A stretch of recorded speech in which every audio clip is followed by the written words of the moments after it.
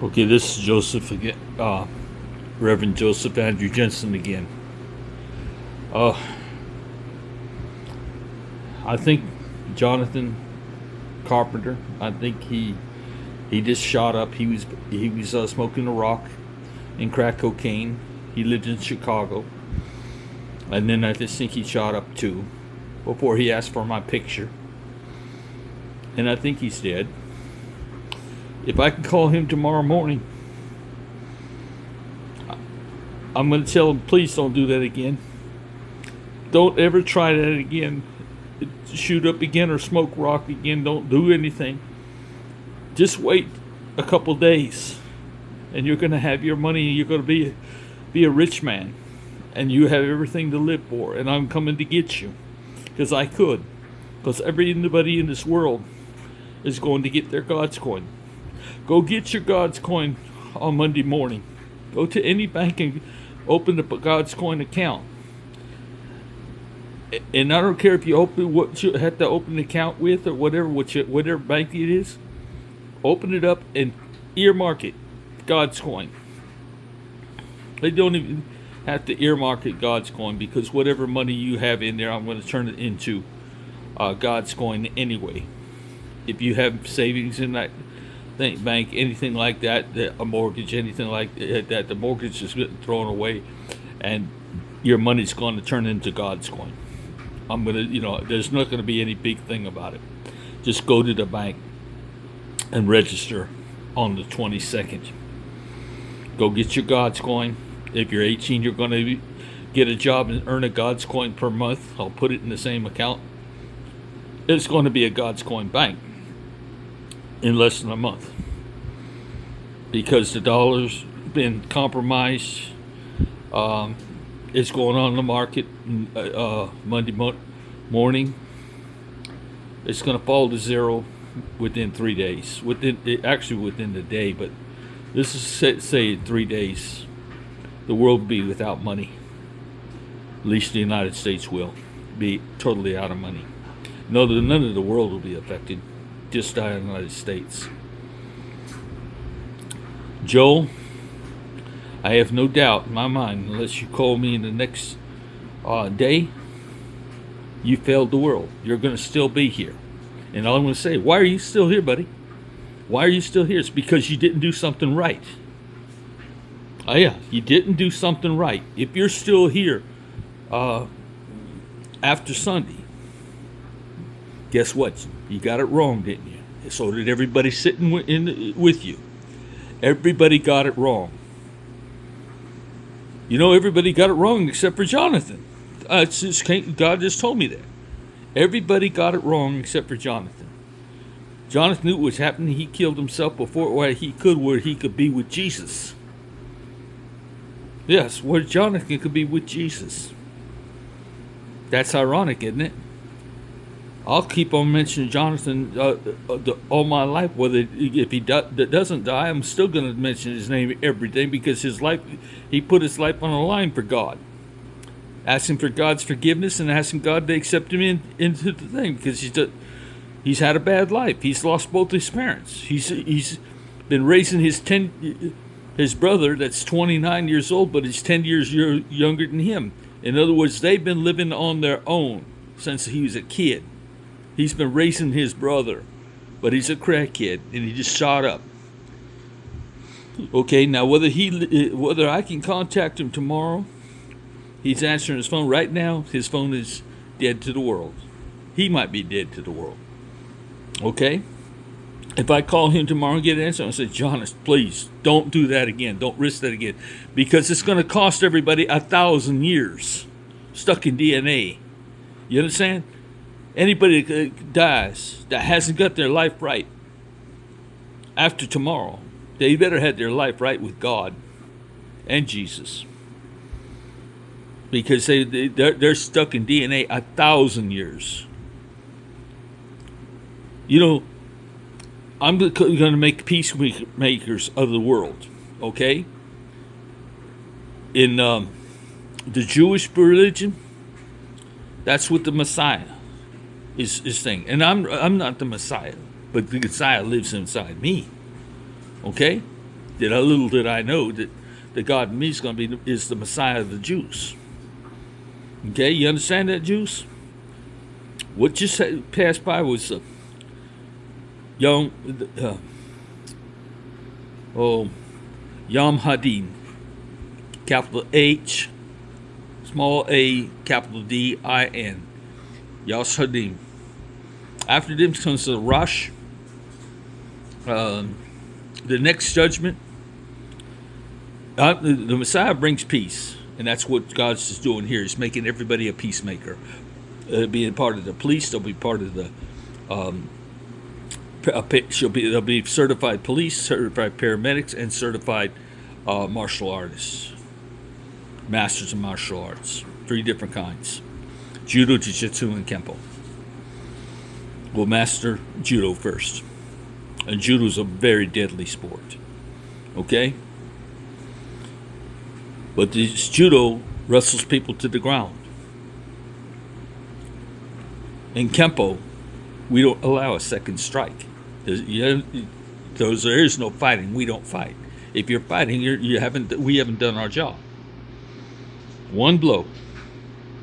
One series of blows. Everything. That's what Kempo's order is. We do not allow a second strike from an individual, and we shouldn't have to strike anybody again. But if they do, we have to be prepared for that too, and then we have a 50-50 chance of living. Now, Joel, you failed your church. You failed God if you missed this message, because you didn't deliver the message. You still have time because you can still hear me.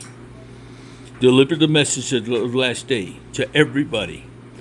I'm getting a cake built tomorrow with all my deceased loved ones that I can remember. I'm making a list of it, and I'm have Walmart's put it on the cake along with Jonathan Carpenter. So you understand what the importance of this is, that you made a way to listen, a hotline?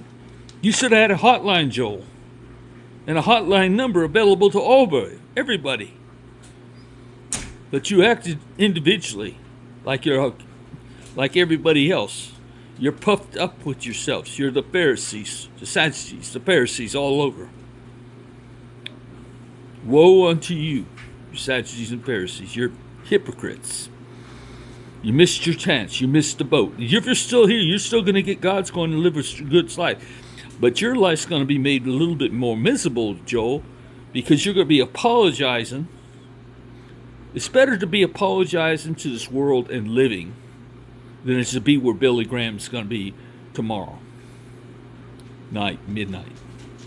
Billy Graham's going to be stuck in DNA for 1,000 years. That's the consequence. Everybody dies that's not right.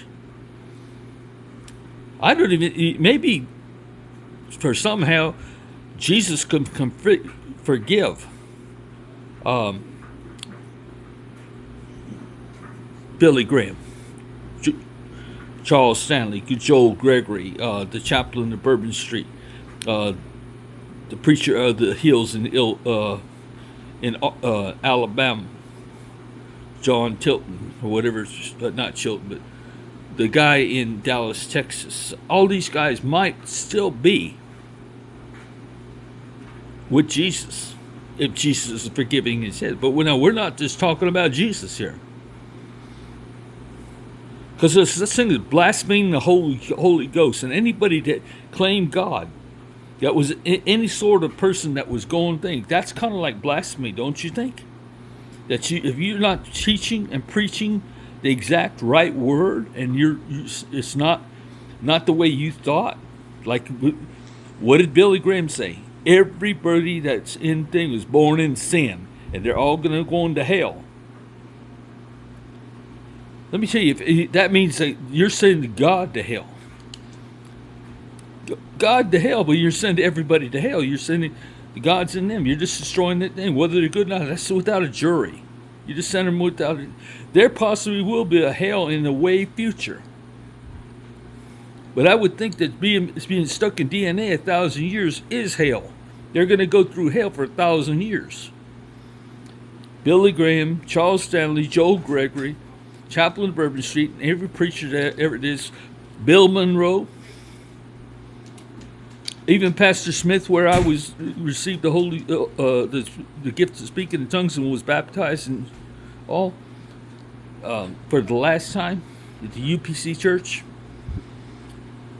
Your hypocritical church, like the New Springs Baptist Church in Anderson, South Carolina. Guess what? I'm calling you by name. Sue me, buddy. Sue me, because your money's not going to be worth a dadgum dime. I'm going to own the world.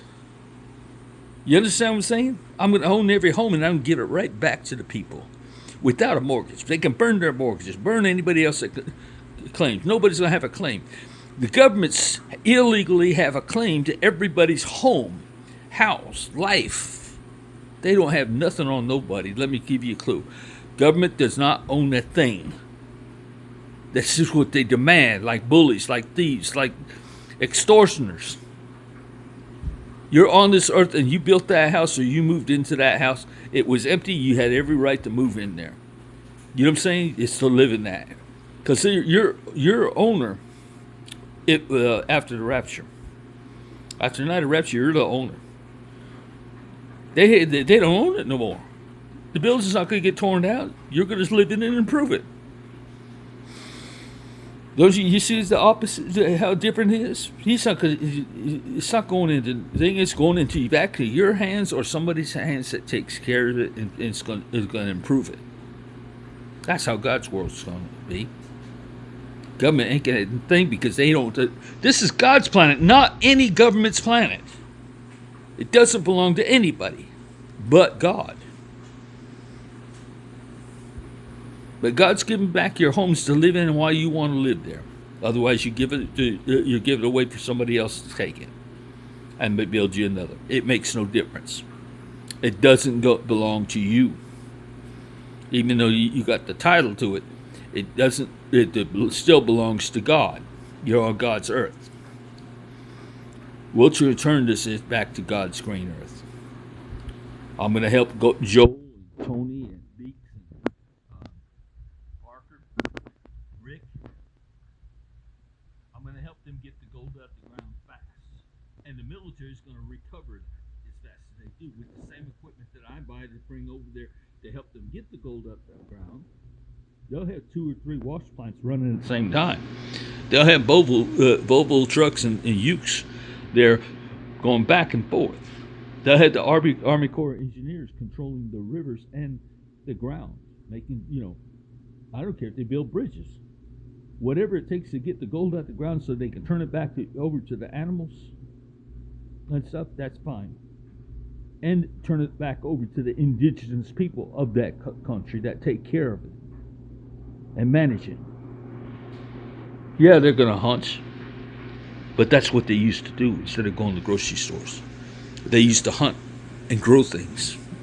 They still do that. All the indigenous rainforests are going back to being rainforests. The farming's going to stop in rainforests and grow the trees back. This is what I'm talking about, people. With the money armed between the Army Corps and Engineers, this is where your new job's going to be. The military is going to be installing solar in places where people need energy because we're responsible to get them energy. But the point of the matter is life is going to change, and it can't change. And now, if Jonathan lives through what he just put in his arm, I don't know what it's probably a high dose of crack cocaine, but he wanted to see. Isn't it ironic he wanted me to take a picture of me and he said, "That's nice." You know what I'm saying? His last words to me was, "That's nice." Joe, you're as responsible as I am for Jonathan. I tried to tell you all day. This is what you carry, buddy. You took the responsibility as a pastor to look after your sheep. But believe me, you're at the top of the list of the good ones. You're at the top, God's top of the list for the good ones. Even though you're wrong, and Jesus, you're alive to be forgiven by Jesus, okay? But the world knows. You understand? The world now knows the deal. You know the deal now. You understand what I'm saying? It's real. I didn't get a call from Aria for 3 hours, and she almost lost her job because she kept talking over them, and the The company shut her phone off 3 times today on us, and they had to call each other right back until they finally stopped it altogether. I can't even call that phone number, and they'll say, "We'll be with you in a moment," and then it hangs up. Because I got a blocked phone number with all my people. I've lost four good people to that company. That company's days are very numbered. Like next week. Might be before next week, God willing. I'll be in Egypt. Cairo, Egypt. This week, God willing. Next week, God willing. I'll still be at the beck and call of Jonathan tomorrow by the phone. But as far as life, forever. When I see my mother off, their names written on the cake, Carmen Malera Fortuny Jensen, my great grandmother, Carmen Malera Fortuny, and when I and my grandma Ruth, and my grandpa Jensen, whose wife was in my grandma Ruth, by the way. So what I'm saying is, they're all great to me. I want so much to talk to them and find out what's going on. But I have just as much yearning. You won't understand this, Joe, but I have as much yearning to get back and talk to Muhammad, one of the greatest prophets that ever was, as far as I'm concerned. Because the conditions he died in, he lost his son. He lost his son at 12 years old because he even said the word Allah. There's but one Allah. Right after God gave him, the angel Gabriel gave him, the first thing he says, there's but one God. There's but one God. No, Islam has 360 gods exactly. Actually, it's 364. 360 for every day of the week, and the other 4 for the 4 seasons. North, south, east, and west. Every tribe of the 12 tribes, Arabic tribes, have an assigned number of gods, divided by 30. 30, 60, 90. I don't know, but you figure it out. I'm trying to do the math in my head, and I need to stop. But they had 160 gods to match the calendar. And when they finally had to admit to Allah being there's but one God that's over all gods, which was really hitting the nail on the head, that one God would be named Allah. You understand that, Joel? Because we're talking that God the Father, the Creator, is the same to every religion. The Jews have 77 different names for God, but there's only one God. One God. And where they live, though God the Father doesn't live in us, but his sons and daughters live inside us. They gone astray too. Either before or after. Everybody stopped listening to them or started doing their own thing. It never was supposed to be that way. It was supposed to be God's will be done, not my will be done, not their will be done. We took this planet, we took God for granted. We stole his planet by governments, by armies, by killing God. Do you understand that? Ever since we've been killing God, killing people, inside people are your DNA. That's kind of like the jailhouse of the spirits. The spiritual world of jailhouse, where they're still loving each other, they're with each other, they can hug each other, but they can't. They have no hands, feet, or mouth. They can only wrap up with each other like dogs. They can't even talk to each other. Maybe telepathy. You know what I'm saying? I don't know. I ain't never died. Thank God. I'm still living.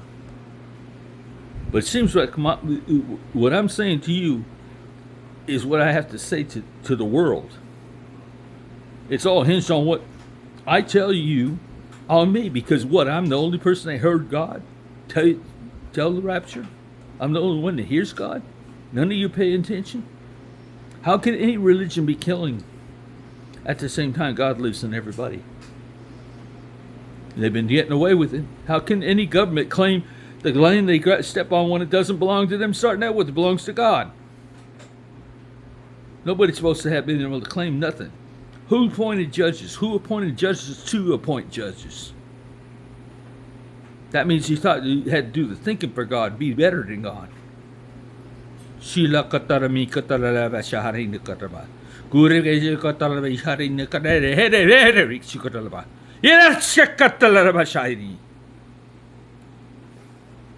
Yeah, God's mad. God is purely mad. And I'm very sorry. But Jonathan was the only guy in this world that's seen the truth, and he's calling out to God before he took his last dose. If he listens, I'm going to ask him, please don't do that, because the next day, on the 22nd, everybody go get God's coin, which is $100,000, for God's sake. And you're going to think Elon Musk is going to hold out on everybody in the United States, the 340 million people in the United States that have God's coin in their hand are going to tell Elon Musk, turn over your money to God's coin. While the ticker's going down on Elon, he'd be stupid to wait, because the Wall Street ticker on Monday is going to be counting down the dollar as the God's coin is going to be put up on the market for $100,000. Meaning it could increase. I don't care. It's the results have to do with God and you as voters, 18-year-olds. You're the ones who are going to micromanage this planet. Not governments, you. There'll be elected politicians and people listening to you only to be servants like they were supposed to be from the very beginning. We're not supposed to serve them, they're supposed to serve us. Oh, they have to serve in the armies. What are the armies doing? Killing.